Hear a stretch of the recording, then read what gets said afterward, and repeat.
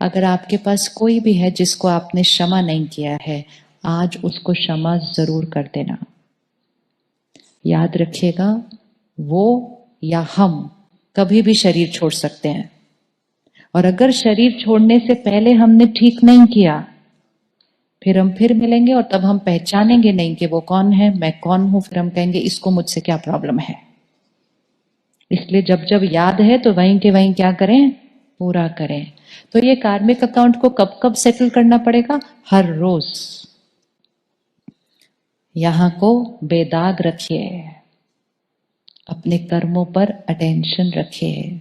इसीलिए कमल फूल के समान जीवन जीना है। कीचड़ का एक भी अंश मुझ आत्मा के ऊपर नहीं आना चाहिए। जीवन ऐसा जिए ताकि जब मैं आत्मा शरीर छोड़ूं तो कैसी हूं, कैसे कार्मिक अकाउंट लेकर जाऊं अपने साथ, कैसे कार्मिक अकाउंट लेकर जाऊं। सिर्फ अच्छे नहीं, बढ़िया बढ़िया एकदम। कोई बच्चा पैदा होता है, वो सिर्फ अपना भाग्य नहीं लेके आता, वो पैदा होते ही अपने पूरे परिवार का भाग्य बदल देता है। आते हैं ऐसे बच्चे के नहीं? आप में से किस किस के घर ऐसा बच्चा है जो आपका भाग्य भी बदला? आता ही है, होना ही है। सपोज आपकी फैमिली एक नॉर्मल मिडिल क्लास चल रही है, सब बहुत परफेक्ट है, लेकिन वो जो बच्चा आ रहा है उसके भाग्य में बहुत धन है, तो उसके आते आते आपका बिजनेस यहां से यहां से यहां से यहां चला जाएगा। आप कहेंगे ये इतना फास्ट इधर से इधर कैसे जा रहा है ये? क्योंकि वो जो आ रहा है वो अपने भाग्य में धन लेकर आ रहा है। कई बार हमारे पास सेंटर्स पर बहुत सारे ऐसे कपल्स आते हैं जो उस समय मेडिटेशन सीखने आते हैं, उस समय आते हैं जब वो आत्मा गर्भ में प्रवेश कर जाती है। एंड फिर वो कहते हैं I am not interested in spirituality, I am not interested in meditation, लेकिन पता नहीं मेरे को क्यों आजकल मन करता है यहाँ आने का। क्योंकि वो मन उनका नहीं कर रहा होता, वो जो गर्भ में आया है उसका मन कर रहा होता है। तो जब गर्भ में आत्मा प्रवेश करती है तो सिर्फ उस आत्मा का भाग्य नहीं, उस परिवार के भाग्य में बहुत कुछ होता है। डिपेंड्स ऑन हम अपने साथ कौन से कर्म लेकर गए थे। तो अटेंशन किस पर रखना है? अटेंशन किस पर रखना है? किस पर अटेंशन रखना है? सिर्फ और सिर्फ अपने संस्कार और कर्म। दुनिया इधर से उधर हो जाए, कोई कुछ इधर से उधर कर ले, मेरे से गलती नहीं होनी चाहिए। तो मेरा प्रेजेंट भी अच्छा रहेगा और फ्यूचर तो फिर अच्छा है ही है। इजी है कि नहीं?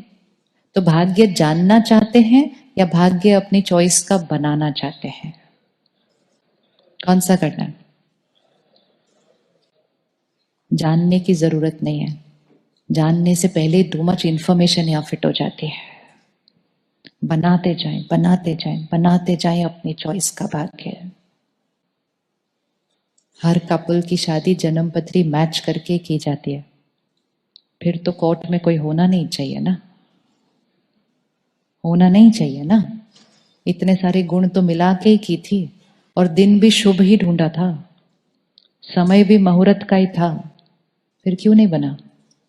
और कई लोग ऐसे होते हैं उनकी कुंडली बिल्कुल मैच नहीं कर रही होती है, क्योंकि पावर पास्ट कर्मा में नहीं, पावर मेरे प्रेजेंट कर्मा में है। तो पंडित जी कहते भी इनकी इनकी शादी नहीं कराना, इनकी बिल्कुल नहीं बनेगी। तो वो उसको एक ओपन चैलेंज उठाते हैं, हम आपको बनाकर ही दिखाएंगे। मतलब पास्ट कर्मा के अनुसार हमारी नहीं बनती एक्चुअली, लेकिन प्रेजेंट कर्मा में थोड़ा सा झुक गए, थोड़ा सा एडजस्ट कर दिया, थोड़ा बहुत अच्छी बनेगी। Prediction will turn out to be wrong. So prediction is not wrong, but the reality, the present is in our hand. It is not dependent on the prediction. अब भाग्य को श्रेष्ठ बनाने के लिए जो सबसे पहली एनर्जी है जो हमारे घर आती है वो है हमारा धन। तो इसलिए इस बिजनेस के ऊपर, इस बिजनेस का बहुत ज्यादा कनेक्शन है, क्योंकि जो पहली एनर्जी घर के अंदर आती है वो होता है धन। धन से आता है अन्न, अन्न से बनता है मन, और मन से आता है तन। तो चार एनर्जीज हो गई, धन, अन्न, मन और तन। तो इसीलिए राइट कार्मिक अकाउंट्स क्रिएट करने के लिए धन राइट तरीके से कमाना बहुत जरूरी है। धन सिर्फ एक अमाउंट नहीं है, धन एक अमाउंट नहीं है, धन एक वाइब्रेशन है जो अपने साथ आता है, और आपके घर की हर चीज उस पैसों से होती है। राइट? राइट कि नहीं? तो आपने मकान बनाया, उस धन से बनाया। आपने खाना बनाया, उस धन से खरीदा। आपने बच्चों की पढ़ाई की, उस धन से की। आपने सामान खरीदा, उस धन से खरीदा। तो उस धन की वाइब्रेशन कैसी होनी चाहिए? कैसी होनी चाहिए? उसमें कितनी दुआएं होनी चाहिए। कलयुग कलयुग इसलिए बना क्योंकि हमारा सारा फोकस सिर्फ इस पर है कि हम कितना कमाते हैं। हम कितना कमाते हैं से सामान आएगा, हम कैसे कमाते हैं से भाग्य बनेगा। तो अटेंशन किस पर रखना चाहिए? किस पर रखना चाहिए? इसीलिए किसी को दर्द, दुख, धोखा, गफलत करके धन कमाना नहीं। और अगर आपके परिवार के सदस्य ने धन ऐसा कमाया है तो आप उसको अपने घर में स्वीकार करना नहीं। धन कमाया वो उस आत्मा का कर्म बनेगा, आपने परिवार में स्वीकार करके खर्च किया वो आपका कर्म बनेगा।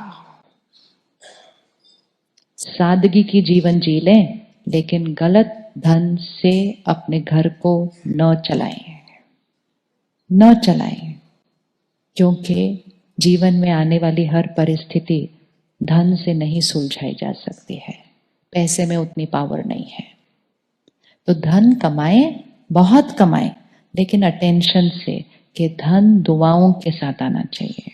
विच मीन्स सबसे इंपॉर्टेंट चीज highest values, principles, ethics. Highest, normal नहीं, क्योंकि आज के समय के नॉर्मली बदला हुआ है सारा कुछ। कहते ये तो नॉर्मल है, ये तो नॉर्मल है। बिजनेस है तो थोड़ा बहुत तो, क्या लाइन आगे, बिजनेस है तो थोड़ा बहुत तो, बोलिए बोलिए लाइन क्या, थोड़ा बहुत तो करना पड़ता है। फिर जब थोड़ा बहुत करेंगे तो थोड़ा बहुत आएगा, तो उतना ही थोड़ा बहुत करना जितना थोड़ा बहुत फेस करने की ताकत है जब सामने से आएगा। आना तो है ही है। धन बहुत ध्यान से कमाना, दुआओं के साथ कमाना। जिनके साथ आप काम करते हैं, जो आपके लिए काम करते हैं, वो हमेशा सुखी होने चाहिए, खुश होने चाहिए। किसी को डांट दिया, किसी पे चिल्ला दिया, किसी को इधर कर दिया, किसी को उधर कर दिया, ऐसे धन नहीं कमाया जा सकता। वो घर जाएंगे और आपको बहुत दर्द भेजेंगे। अटेंशन। और जिनके लिए काम करते हैं, मतलब जो हमारा कस्टमर है, जो हमारा क्लाइंट है। आज ये सामने एक घड़ी पड़ी हुई है, 50-100 रुपए की होगी, किसी ने बनाई है और किसी ने बेची है, मैंने खरीदी है, सो I am the consumer.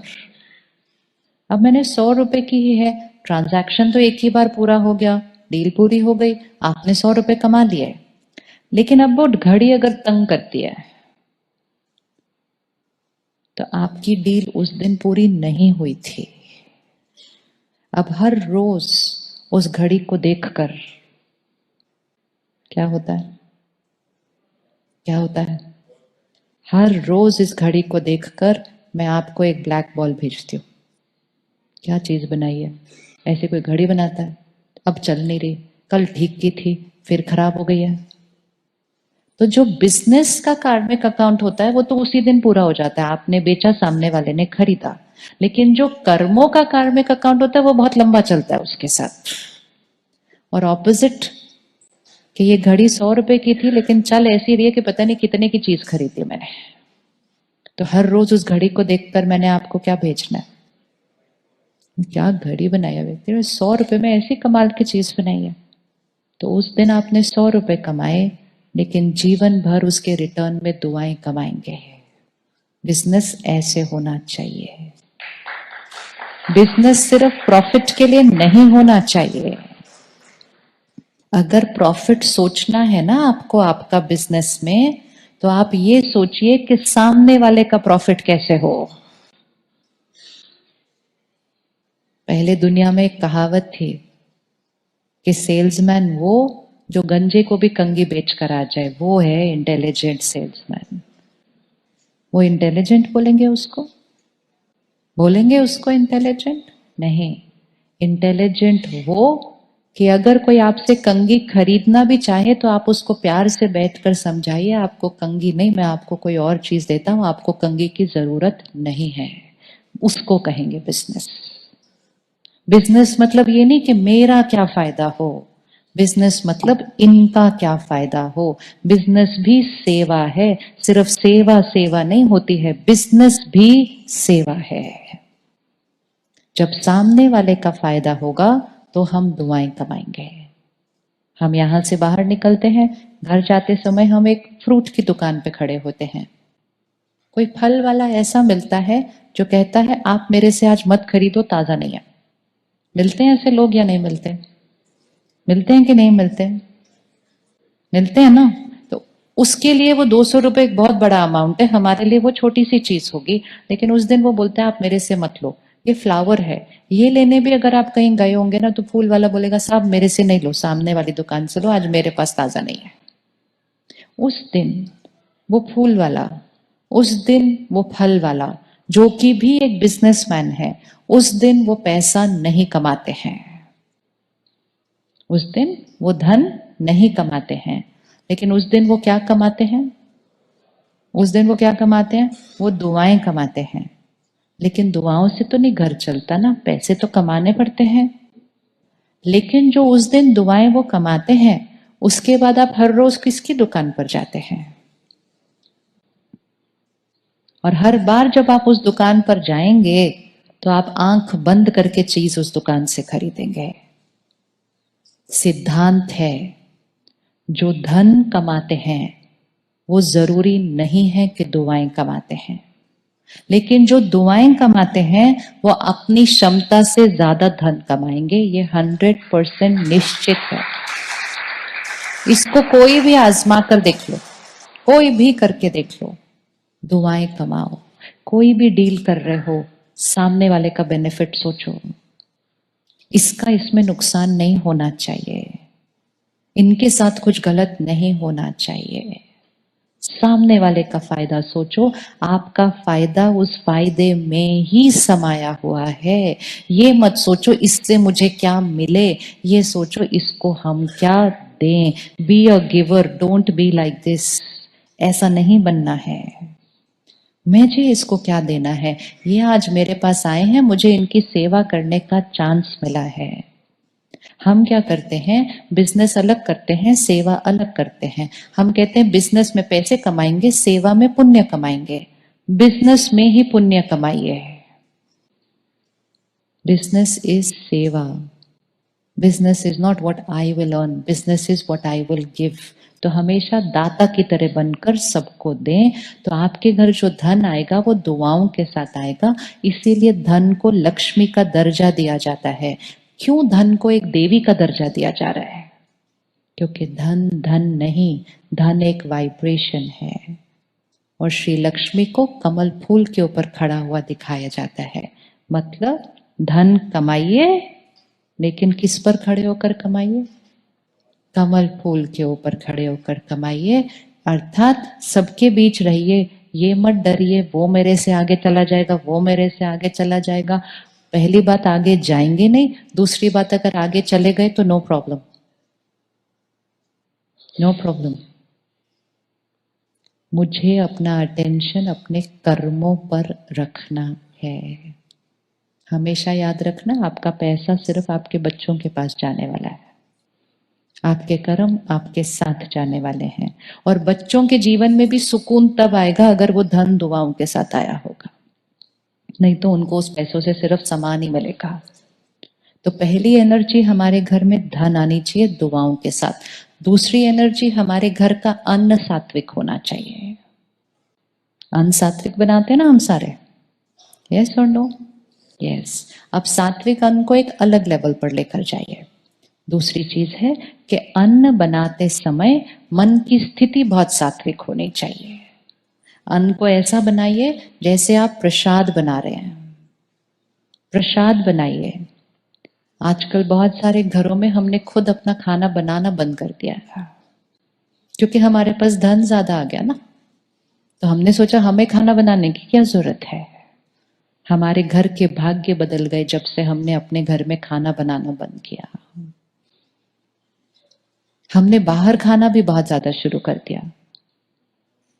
When food is cooked for money, जब अन्न पैसे के लिए बनाया जाएगा और हम वो वाला अन्न खाएंगे तो हमारे मन पर परिवार का प्यार नहीं, पैसे का फाउंडेशन क्रिएट होगा।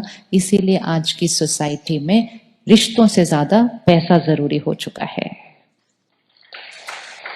जिस समय हमारे पेरेंट्स हमारे लिए खाना बनाया करते थे तो एक भाई दूसरे भाई को कुछ भी देने के लिए रेडी होता था। आज कहते हैं हम कोर्ट में मिलेंगे।